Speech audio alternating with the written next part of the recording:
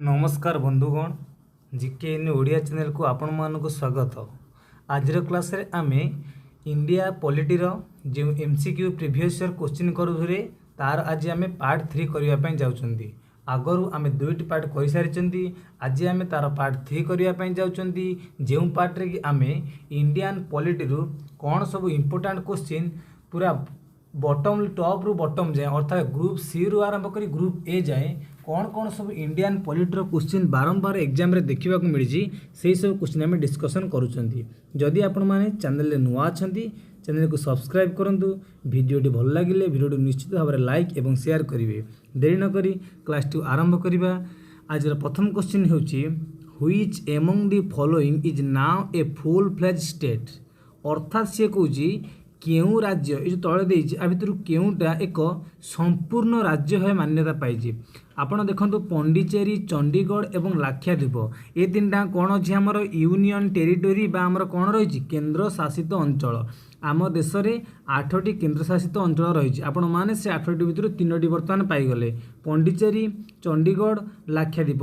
आउ कौन कौन रहा जम्मू काश्मीर रहा, लद्दाख रहा, दिल्ली रहा, दादरा नगर हवेली और डामन ड्यू रहा। 4 8टी हो गला।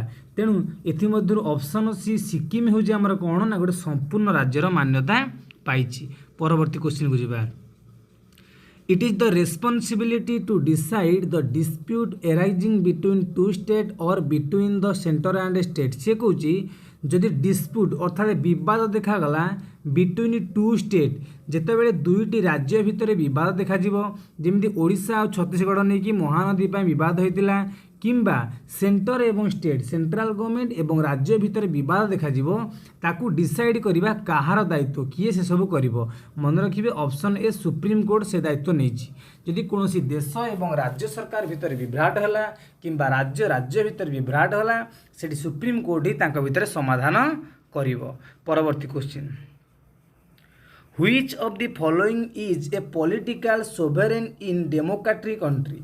अर्थात से कुछ डेमोक्रेटिक कंट्री अथवा गणतांत्रिक राष्ट्र बा गणतांत्रिक देश माने काहाकू राजनीतिक सार्वभौमत्व सबरे माने सार्वभौमत्व मिलता है। मन रखिए गणतांत्रिक राष्ट्र कहला माने एटा हूँ लोक मानकर राज्य अर्थात पीपुल। से आब्राहम लिंकन कहते by the people for the people of the people.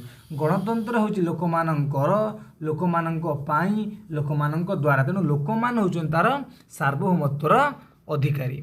परवर्ती question the chairman of the union public service commission is appointed by the dash.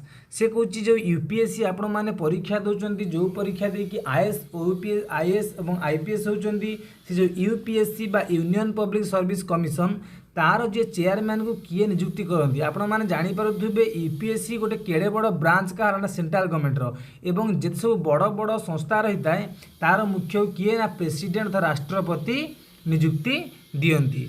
परवर्ती question the constitution of India provides that the three constituent of the Indian Parliament are the Lok Sabha the Rajya Sabha and the dash। से Cauchy भारतीय संविधान constitution of India बा भारतीय संविधान provide three constituent Indian parliament बा भारतीय जो संविधान संसद को तीनोटी अंश विभक्त करिछि। गोटे लोकसभा गोटे राज्यसभा आ गोटे लाखिए प्रेसिडेंट बा राष्ट्रपति। आपण माने जानिथिबे संसदर तीनोटी पार्ट रही लोकसभा राज्यसभा एवं राष्ट्रपति। परवर्ती question the chief justice or other जजेस of the supreme court after retirement or removal are not permitted to plead or act in any court. से कहूँ कि जितेबले कौन चीफ जस्टिस अर्थात मुख्य विचारपति किंबा कौन जज अन्य कौन जज माने माने सुप्रीम कोर्टर मुख्य विचारपति बा अन्य कौन विचारपति रिटायरमेंट किंबा तांकर कौन भूलवशत कार्यकलाप रिमूवल बा बहिष्कार कराई थाए सेमानकु परमिशन मिल न थाए केउठारे विचार करने अर्थात कौ जगार जदि रिटायर्ड हो गले कि बहिष्कार हो गले सेमाने आ कौठी तांकु माने परमिशन दि जाए न थाए। मन रखिए सठिक आंसर है option B before any authority within the territory of India. भारतर कौन स्थान भी से कौन करें विचार करें नहीं। परवर्ती question the president of India appoint the chief election commissioner. बर्तमान तो सबुआड़े इलेक्शन होची आपण माने जानिथिबे जो चीफ इलेक्शन कमिशनर बा मुख्य निर्वाचन आयुक्त को नियुक्ति करती एटा आम जानी but he cannot be removed from office except by a special procedure let down in the constitution. किंतु ताकू सिना राष्ट्रपति निर्वाचित सॉरी आम नियुक्ति करती किंतु ताकू सहजरे बहिष्कार करा जाय परिबो नाही।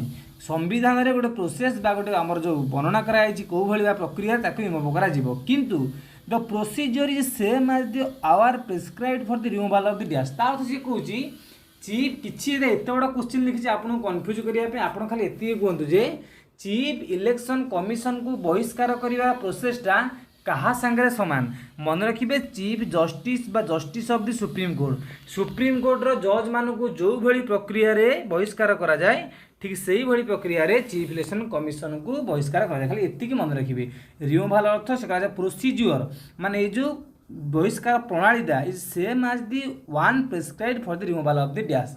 तले जो निम्न जो देछि ता कहा सह समान ना जजेस को सहित समान सुप्रीम कोर्ट जज के सहित समान। परवर्ती question the main purpose behind the inclusion of the direct principle of state policy in the Indian constitution is to dash. से कहूँ जो डीपीएसपी बा direct principle of state policy रही 51A धारा रे सेटा कौन पाई रही खाली एतिकी मन रखिए वेलफेयर स्टेट अर्थात राज्य मानकर उन्नतिमूलक कार्य राज्य मानकर उत्थान पाई सेटा कौन होता है इंटर माने आमर जो इंक्लूड करा जाय संविधान रे। परवर्ती question the state governors are आपण मैंने जानी प्रत्येक राज्य जन गवर्नर था से गवर्नर किए एक्चुअली से कुछ instruments of control of the centre over the state. आप एतिक बुझंतु जे आमर जो गवर्नर को किए नियुक्ति करती स्टेट गवर्नमेंट ता मन इच्छा गवर्नर को नियुक्ति कर ना गवर्नर को सेंट्रल गवर्नमेंट ही नियुक्ति कर अर्थात राज्य को कंट्रोल करने आयत्त करने सेंट्रल गवर्नमेंट ये गोटे इंस्ट्रूमेंट बा गोटे अस्त्र कहले चले। तेणु ऑप्शन ए सठिक आंसर कहीं राज्यपाल को किए सेंट्रल गवर्नमेंट ही नियुक्ति करी थांती। परवर्ती question a person who is not a member of parliament is appointed A minister shall become a member of either house of the parliament within dash. से कहूँ आम भारतीय संविधान एक एपरी संविधान आपण बिल्कुल निर्वाचित न होइकी भी संसदर सभ्य हो पारे किंतु कंडीशन कौन अच्छी ना आपण सभ्य हबार 6 मास भी आपण जो मिनिस्टर मुझे भूल माने जो सभ्य नुह माने मंत्री हो पारे सभ्य न थी भी मंत्री हो पारे किंतु कंडीशन कौन ना मंत्री हबार 6 मास भितर आपण को जेकोसी आइदर लोकसभा हो कि राज्यसभा हो जेकोसी गृह हाउस माने गृह जेकोसी गृह आपण को सदस्य होगा पड़ो ताने आपड़ जब बिल्कुल राज्यसभा कि लोकसभार सदस्य नहांती तथापि आपण मंत्री हो पारे कि मंत्री होबार ठीक 6 मास भितर आपण कौन करा पड़ो ना सदस्य होगा पड़ो। परवर्ती question ordinance issue by a state governor are subject to the approval of the dash. से कहूँ जो स्टेट गवर्नर बा आमर जो राज्यर जो जिलापाल था राज्यपाल था सी ऑर्डिनेंस जारी करते ऑर्डिनेंस कौन जानते ना जिते बड़े कौन माने संविधान विधानसभा आमर चली नथिबो राज्य रे विधानसभा चली नथिबो केंद्र लोकसभा चली नथिबो अर्थात संसद रे आमर आईन पारित हुए राज्य रे सेमति के विधानसभा रे तेणु संसद चली नथिला बेले बा विधानसभा चली नथिला बेले यदि कोनोसी गुरुत्वपूर्ण आईन रो आवश्यक पड़े सही समय रे राज्य रे राज्यपाल एवं देश रे राष्ट्रपति कौन करती ऑर्डिनेंस जारी करती। तो सी ऑर्डिनेंस क्या देश पालन करती ना मन रखिए आमर जो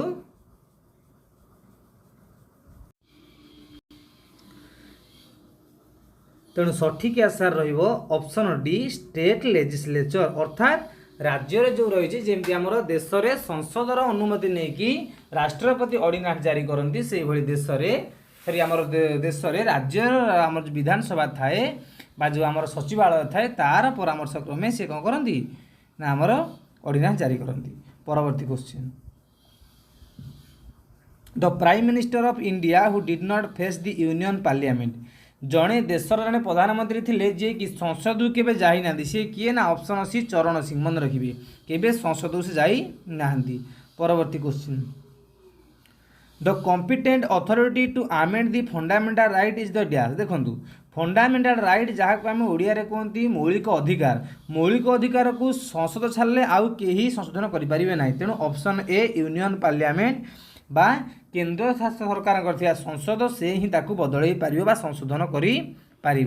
परवर्ती question does the president of India enjoy veto power. Yes मन रखिए प्रेसिडेंट ऑफ इंडिया को वीटो पावर दि जाए थाए।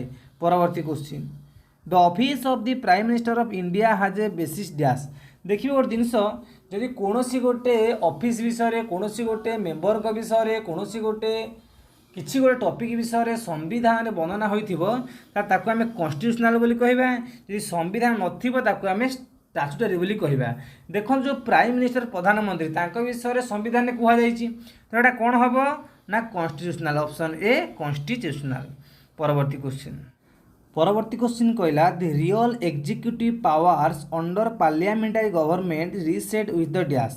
से कौन एक्चुअली जो गोटे संसदीय सरकार रे जो पार्लियामेंटारी गवर्नमेंट रे कहार एक्चुअली एग्जीक्यूटिव पावर थाए ना काउंसिल ऑफ मिनिस्टर यही मानकर ही एग्जीक्यूटिव पावर रही थाए कहीं काउंसिल ऑफ मिनिस्टर कौन आम रोचे एग्जीक्यूटिव पावर से रही थाए। परवर्ती question the theory of basic structure of the constitution was propounded by the supreme court in the dash. से कौन कहार जो कौ केस आप जानी जो आमर संविधान जो मूल अधिकारटा को किए सुप्रीम कोर्ट परिवर्तन करते कौ केस रे ना केशवानंद भारती केस जानी आप केशवानंद भारती केस रे। परवर्ती question the fast governor general of free India स्वाधीन होगापर प्रथम गवर्नर जनरल किए थे लॉर्ड माउंटबैटेन। यदि पचारे भारतीय गवर्नर आप कहे सी राजगोपालचारी भारतीय गवर्नर कथा पचारे। परवर्ती question before the assuming office of the president of the Republic doctor Rajendra Prasad was the dash. से कहे कि राजेंद्र प्रसाद जिते प्रेसिडेंट हेले बा राष्ट्रपति हेले ता पूर्वर से कौन थे ता पूर्वर से आमर जो कॉन्स्टिट्यूशनल असेंबली थिला बा संविधान प्रणयन सभा थिला तार से प्रेसिडेंट थिले। Option A president of the constitutional assembly of India. परवर्ती question it was not a state before 15 August 1947।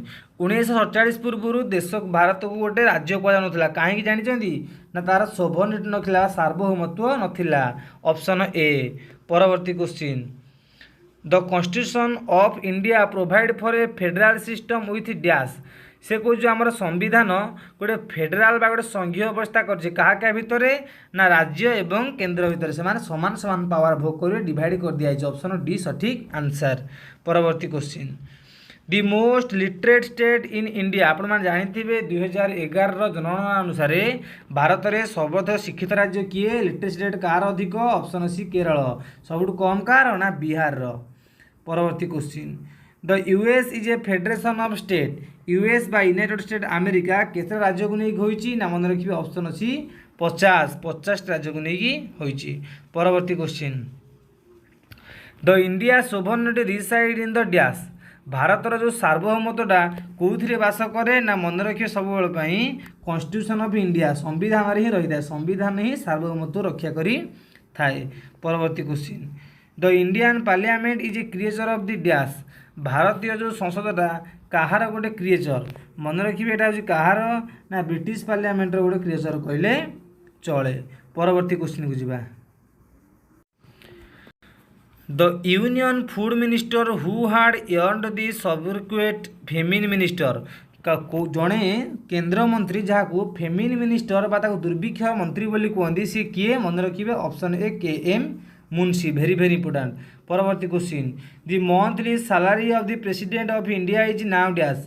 Bharat राष्ट्रपति को बर्तमान केते टंका मिलूची ना 5 लाख टंका मिलूची मन रखिए। एथि आज क्लास आमर शेष होईची। जदि वीडियोटी आपको भल लगी थाए निश्चित भाव लाइक एवं शेयर करेंगे। चैनल रे नुआ थे चैनल सब्सक्राइब करेंगे कहीं यही भिडियो आम डेली चैनल अपलोड होची। ओडिया लैंग्वेज रे भी होची एवं किसी क्लास इंग्लिश लैंग्वेज रे भी होची एवं जो क्लास इंग्लिश रे होची ताकू अन्य क्लास रे भी ओडिया रे करा जीवो।